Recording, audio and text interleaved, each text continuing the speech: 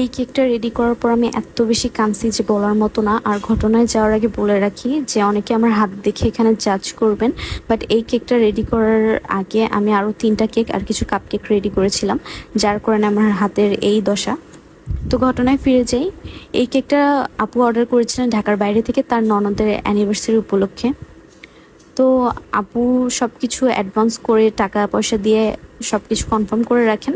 তো আমিও সেই অনুযায়ী ডেলিভারি বয় ঠিক করে রাখি, যেহেতু আমার যে রেগুলার ভাইয়াটা ডেলিভারি করে ওনার এক্সাম চলতেছে, এই জন্য উনি ডেলিভারি অফ রাখছেন।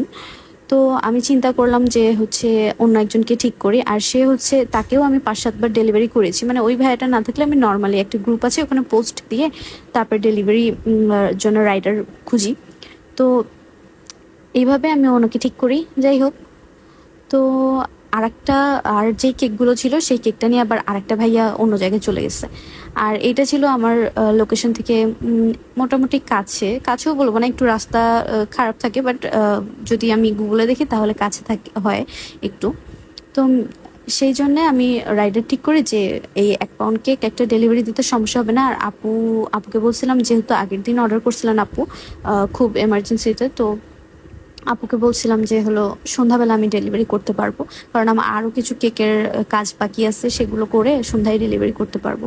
তো আপু রাজি হয়ে যান আর সেভাবে আমাদের সব টাকা অ্যাডভান্স করে তারপর হচ্ছে কনফার্ম করে রাখেন।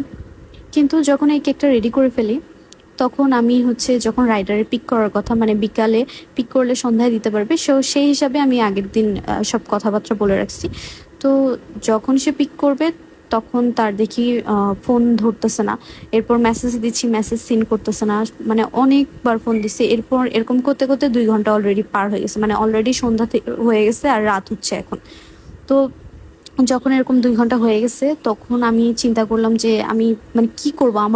আমি একটা যদি কেকের অর্ডার নেই, সেটা আমার মানে তার মধ্যে এই টাকাটা ফুল অ্যাডভান্স নেওয়া, সেটা আমি যদি ঠিকভাবে কমপ্লিট করে ডেলিভারি না করি তাহলে আমি অনেক বেশি প্যানিক করি। আমার খুব খুব বেশি প্যানিক হয়, আমার খুব খারাপ লাগে, মানে আমি বলে বোঝাতে পারবো না, আমার এতটা বেশি খারাপ লাগে।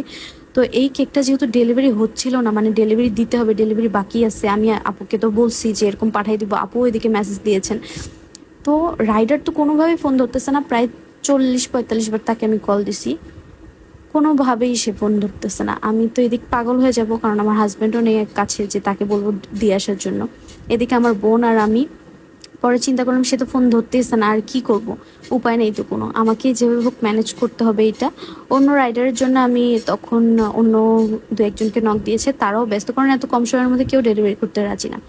তো সেইভাবেই আমি মানে লিটারেলি সে যখন ডেলিভারি করবে না, যেটা